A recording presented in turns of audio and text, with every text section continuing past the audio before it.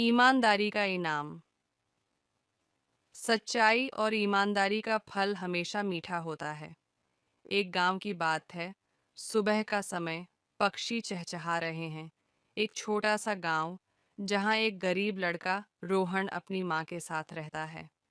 बहुत समय पहले की बात है। एक छोटे से गांव में रोहन नाम का एक गरीब लेकिन ईमानदार लड़का रहता था। वह मेहनती था और अपनी माँ की मदद के लिए खेतों में काम करता था। रोहन खेत के रास्ते से घर लौट रहा होता है। अचानक उसे एक थैली मिलती है। वह उसे उठाकर देखता है। अंदर सोने के सिक्के हैं। रोहन आश्चर्य से, अरे, ये तो सोने के सिक्के हैं, लेकिन ये मेरी चीज नहीं है। इसे जरूर किसी ने गिरा दिया होगा। वह गांव के चौक की ओर जाता है, जहां सभी लोग इकट्ठा होते हैं। रोहन, क्या किसी ने अपनी सोने की थैली खोई है?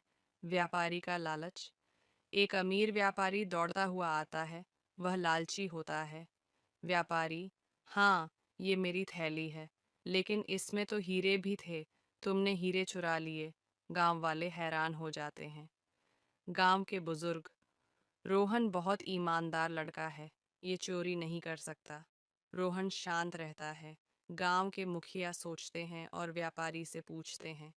गांव के मुखिया, क्या तुम कह रहे हो कि तुम्हारी थैली में हीरे भी थे?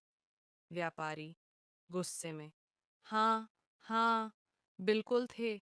मुखिया मुस्कुराते हुए, लेकिन रोहन को तो सिर्फ सोने की थैली मिली थी। इसका मतलब यह तुम्हारी नहीं है। गांव के लोग हंसने लगते हैं। व्यापारी शर्मिंदा होकर भाग जाता है। रोहन की ईमानदारी का इनाम। मुखिया खुश होते हैं और रोहन से कहते हैं, मुखिया बेटा, तुमने ईमानदारी का परिचय दिया है। यह सोने की थैली अब तुम्हारी होगी। रोहन खुशी से अपनी माँ के पास जाता है। उसकी ईमानदारी ने उसे गरीबी से मुक्त कर दिया। दोस्तों, इस कहानी से हमें यही सीख मिलती है कि सच्चाई और ईमानदारी कभी व्यर्थ नहीं जाती। गांव वाले खुश हैं, बच्चे तालियां बजाते हैं। इस प्रकार रोहन की ईमानदारी ने उसे सच्चा इनाम दिलाया। याद रखो, सच्चाई और ईमानदारी का फल हमेशा मीठा होता है।